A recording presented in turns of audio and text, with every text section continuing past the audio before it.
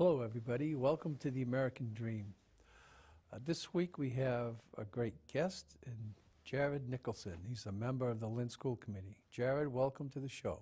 Thank you so much. Thanks for having me. Yep. Before we begin, I just want to make an announcement. We have some really good shows coming up next year. Judge Ina Howard Hogan. She's from Lynn. She grew up in Lynn. She graduated from Lynn English, and she's a judge. And she's coming on next month, January 31st. We've got the president of North Shore Community College is coming on 1 week.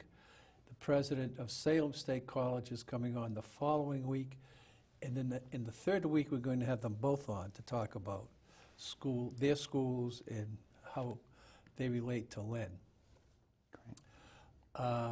And we got a great program for Martin Luther King weekend. And we'll talk about that later in the show. But let's talk about the Lynn School Committee. The Reform Act of 1993 had a lot of good features in it. One of which, and I don't know if this is a good feature or a bad feature, but it took away power from the school committee and gave it to superintendents. How do you feel about that? Well, I mean, I think overall the reform in 93 had a lot of positive elements, like you said. In terms of the balance of power between the superintendent and the school committee, I mean, as you might imagine, don't have much experience in what that dynamic was like beforehand. Right, you weren't here then. Right, yeah. Exactly. And, you know, I do think that I try to approach the school committee like a board that's running an organization, and when a board is running an organization, you want to hire management that is really qualified and empowered to do the job, then use the board as someone to oversee that management. And so I think that's how I think about the balance of power between the superintendent and the school committee. That, you know, the school committee shouldn't be running the schools; they should be overseeing the person who is running the schools. Okay. So let me ask you, I gave you a policy, a proposed policy for another school district. We've done some shows here on sexual abuse.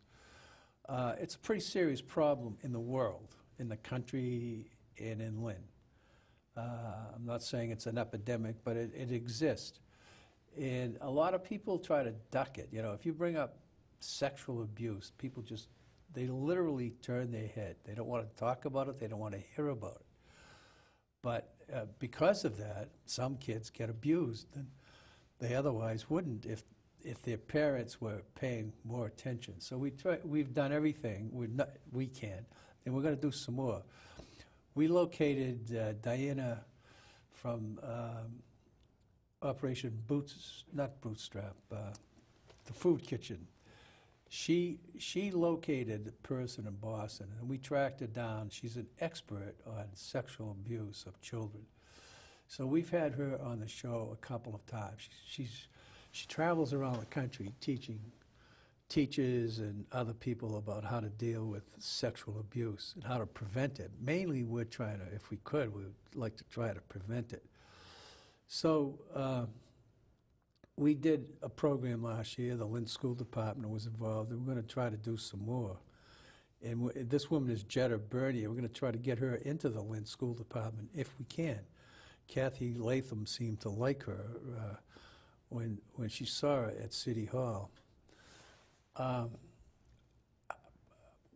If the policy I gave you, it sort of touches on how to the boundaries, how to get everybody to watch the boundaries in schools to avoid sexual abuse.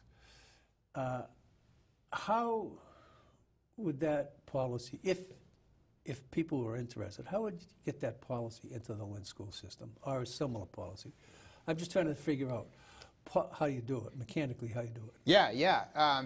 So, you know, mechanically, this is an important function of the school committee, that in addition to, you know, hiring, overseeing, managing the superintendent, another main function is the policies of the district. And so we have a collective set of policies that we've developed over the years that are based on statewide standards, and then we have a policy subcommittee that can review and update those policies. And so we would take this issue to the policy subcommittee and have a subcommittee meeting on it.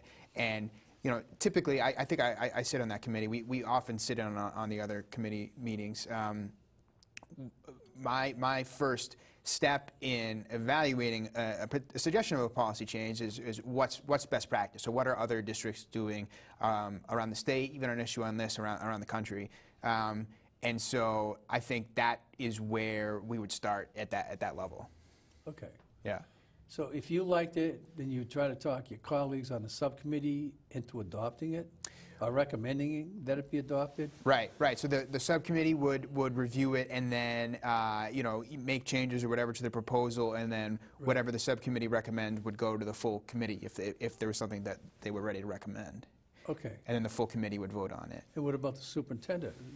Does she, obviously she gets consulted. I mean, she gets consulted. She's at the table, but the vote is, she doesn't have a vote on policy issues.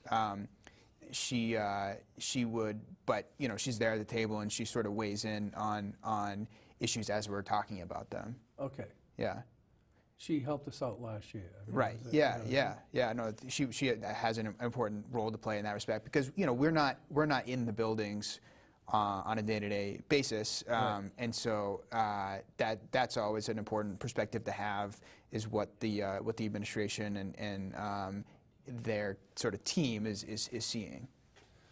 There was a local group of people involved in this project, and Brigetta Damon, from the executive director of Leo, assumed the role of chair, and she's done a great job. And trainer, by the way. She learned the training from Jetta Bernia, and now she's capable of training people. So we're going to be doing some more of it.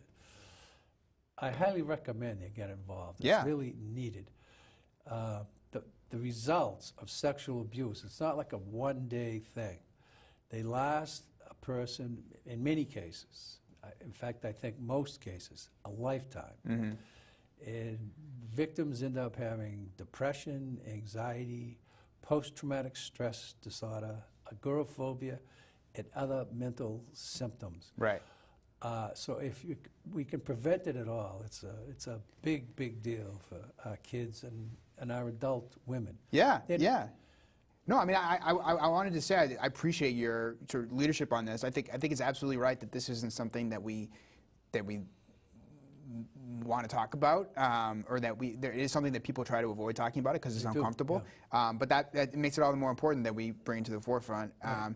And I did take a look at what you had said, and I think there's a lot in there that can be helpful. That's just an example of something. Yeah. But it struck me that we're talking about preventing sexual abuse in the school, and sort of a lot of what you sent was around sort of creating norms about how to treat one another and be respectful of one another, and that's helpful throughout someone's life. Sure. And we're hearing more and more about, obviously in the news, what's happening around sexual assault, sexual harassment, and having clear guidelines in a school setting when most of the population sort of learns how to treat one another, I think is really important in a way to sort of respond to that. Right. What we really need to do is teach boys. Yeah.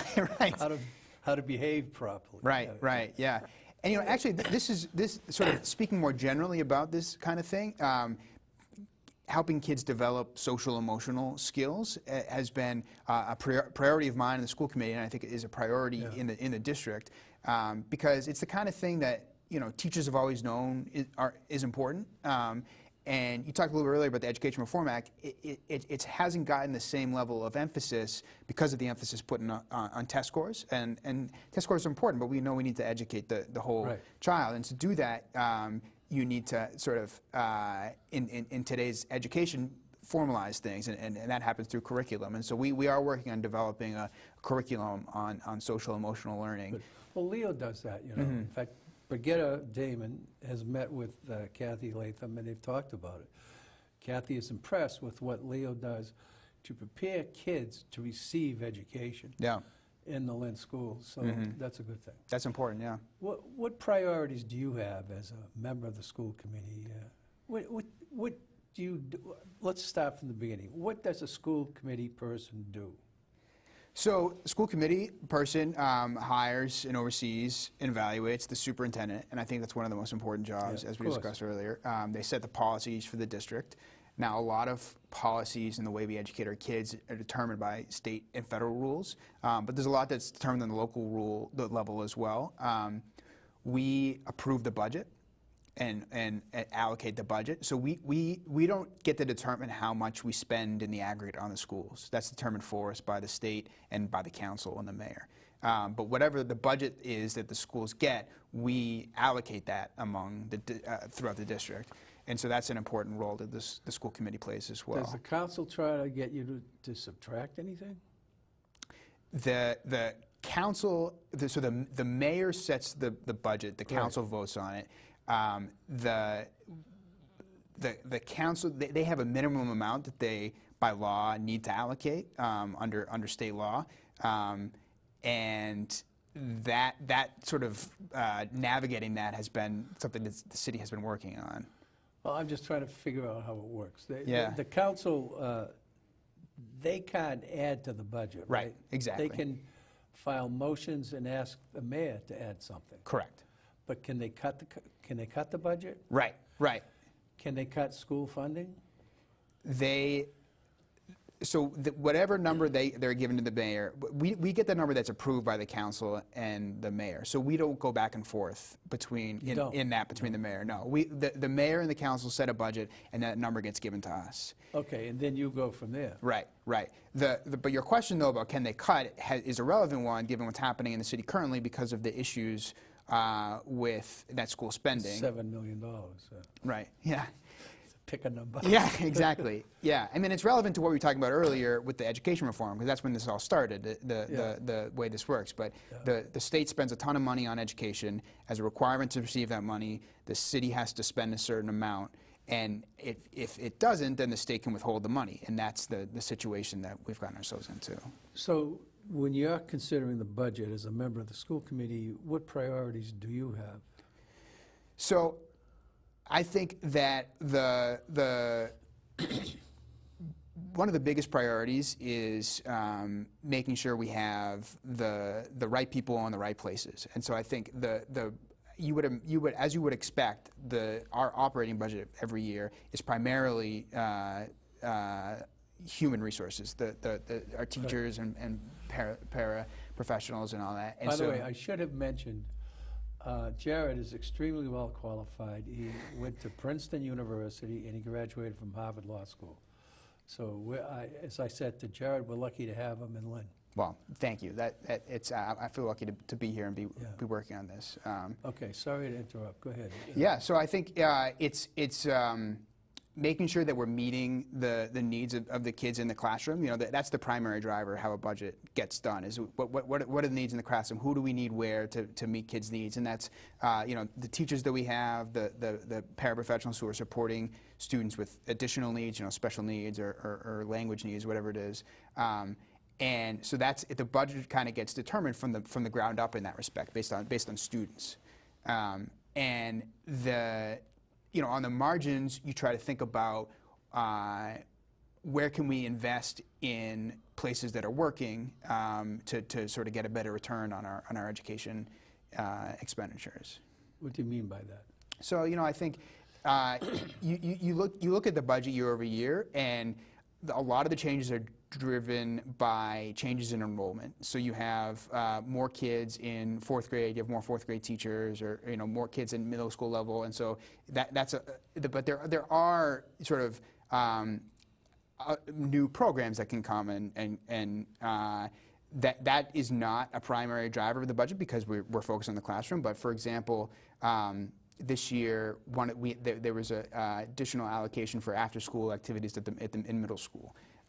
Where, you know, you think of middle school as a really important age for kids to develop their identity and their sort of track into high school, and so that, you know, the additional appropriation for what's happening after school in middle school, things like middle school sports. Actually, you do some volunteer work. I just remembered that. In middle school. So don't you teach wrestling? Yes, yeah. Well, exactly. We started a wrestling team. Yeah. Yeah, so I wrestled at Princeton, and when I realized that Lynn didn't have a team, and so we worked together with a nonprofit out of Boston who started teams, and with some folks in Lynn and the business community to start a team at the Marshall Middle School, and we're now at the high school level too. We have a varsity high school team. You have 2 teams.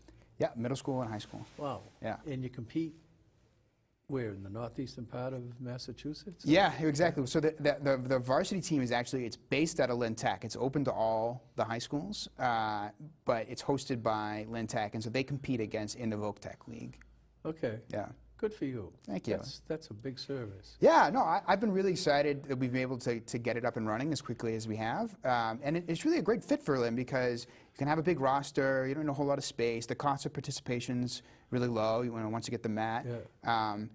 And the other thing we've done, we've had tournaments over the summer. We've had beach wrestling tournaments the last couple of summer. We'll probably do it again this summer. Which kind of tournaments? It's a tournament down at Lynn Beach. That's what I thought you said. said. Yeah. So you just take a rope and make a circle in the sand, and then, yeah.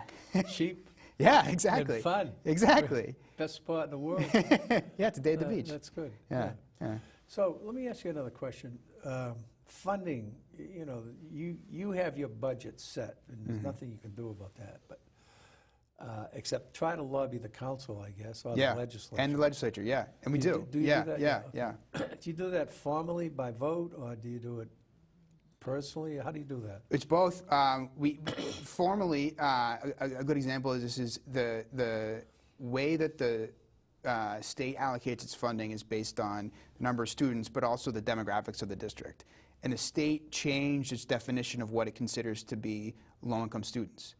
And because of the change, a huge population of students that were previously considered low-income no longer were, because the state hadn't finished updating its system. Some of the people who should have been counted weren't being counted, and that disproportionately affected Lynn. Because we have a relatively transient population, kids that aren't necessarily enrolled in some of the programs that the state would define as an indicator of someone that being low income. And so we lost millions of dollars as a result of this bureaucratic change. Has that been corrected? There's been attempts at alleviating it. So the formal lobbying we did is we wrote a letter to the state delegation and sort of outlined how this is affecting us. And the legislature has appropriated additional funds to cities like Lynn. I think Brockton's been affected in a similar way. Cities with high immigrant populations, basically. And so they have allocated that funding to try to make up for the difference. But it sounds like the basic formula is flawed. Well, so there's a lot of flaws with the formula generally, but this system, the reason why it's flawed is because their systems weren't counting everyone they needed to. So we, in addition, are working to make sure that the kids that should be counted by the state formula are being counted. Because previously they defined low income as anyone by income. So if you filled out a form, you got free or reduced lunch, and then that was the population they counted as low income. The state, and I think they were spurred by the federal government actually in terms of what the priorities were, changed it so they tried to automate it. If you already are enrolled in a different program, for SNAP or for Explain SNAP. SNAP is the food benefits for low-income people to purchase food, and you are already enrolled in one of these programs, and then the state assumes that you're low income, and so then it tallies up all the people that would be considered. But if you've recently arrived here, or for whatever reason you don't want to enroll in those programs, even though you would otherwise be eligible, then the state is missing you in their definition of low income student. So it was really unfair the way it was rolled out and the way it affected the land. So how would you get people enrolled fairly? So part of that is a broader community conversation about how we help our citizens participate in the benefits that the policymakers have decided would be helpful for them, and that's community organizations, of which we have some great ones, communicating. I think the other thing, we had gotten really good, I think, at the helping people understand the free and reduced lunch form. And so there's probably some work to do in our parent education piece of the district and our parent information center about helping them understand the resources that are available to them, so that because that's ultimately going to benefit us. Is that the only way that you get recorded as a low-income student, is if you sign up for one of those programs? There's other indicators. I think if you're involved in the Department of Children and Family, there's a there's a lot of state agencies. So, but it sounds like a catch-as-catch-can policy. And that's not. I mean, we have a lot of low-income people here. yeah. We should get reimbursed for all of them, right? Yeah, no, totally. Honestly, it's been really frustrating that this was rolled out like this, and the state delegation has done a good job fighting for the funding to make up for the difference in the time that has passed so far. But it's something that we need to continue to sort out. There is a working group of districts that have been affected by this, and superintendents of urban districts that meet. And they've given recommendations to the state about how to fix this so that it's more fair. So yeah, it's an ongoing effort. So it sounds like the basic formula should be changed. Is it a policy or a law? Is it a regulation or a law? I want to say that this is a regulation, because I don't think the legislature had passed legislation that made this happen. Of course, but all they could exactly. Correct it. Of course, they could correct it. Yeah. And you know, in the background, there's a bigger conversation happening about the way this formula works, because this is a part of the formula, right? The definition of low-income people. But it's a part of a broader formula that's how we fund our schools in the state of Massachusetts under the Chapter 70 law. And for years, people have been saying that the system is broken and we need to reform it. And the legislature created a big commission to study the issue, who have given recommendations. And so now it's back on the legislature to move on those. Okay.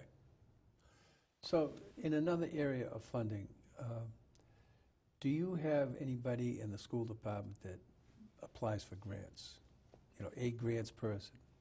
Yeah, so we have. Well, so it's interesting, as I've gotten more involved with the school finance, the idea of a grant itself, I think, it has a lot of definitions, because a lot of the funding we get from the government is grant funding, you know, right. Under Title I, or it's grant funding in that it's not the money that's part of the normal budget for the school department. So we have people that are working on that. To get all those grants that we're eligible for, education-wise. We have had contract grant writers for the sort of more traditional private foundation grants. And they're on a case-by-case basis? I think we had someone that was part-time, and I think at this point it's more case-by-case. It's a lot of the grant focus that we have is on the education grants that come from the government, because that's where a lot of the appropriation is. But suppose you wanted, suppose there was a clamoring for wrestling in all of the schools. Yep. All of the junior high schools. Yeah. And you needed some equipment and some coaches. So you needed money for that, and you didn't have it in the budget.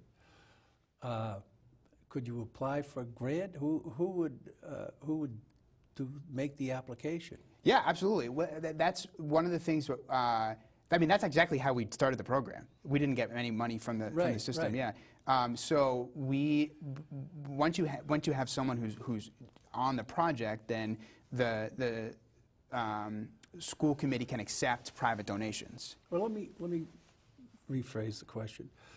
John Taney, when he was in Congress, used to say that he never got people from Lynn bugging him for grant money, the way he did from similar communities. Yeah.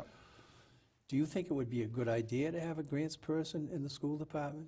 Yeah, and we do. I mean, we have the people that are working on the federal grants. We have the contract people that are working on private grants. We have an accountant who can write grants specifically. But you don't have a single grants person. Full time at the moment, right? Do you think that would be a good idea?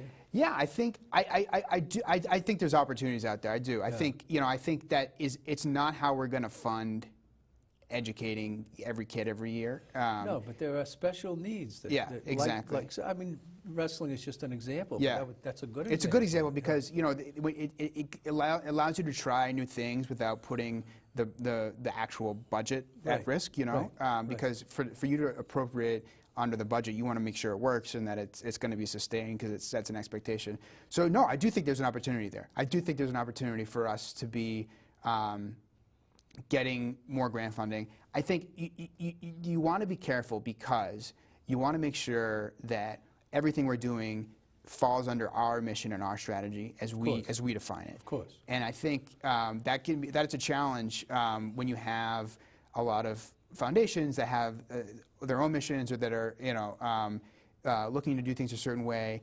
Honestly, I talk to a lot of outside groups because I do think that is another role of the school committee, to field sort of ideas and to look for best practices. A lot of programs also require school expenditure because they want to know that the district is invested before they give you money. So the district has to put up a certain percentage of it. And as a district that has struggling right now with financial instability, you know, that can be difficult too.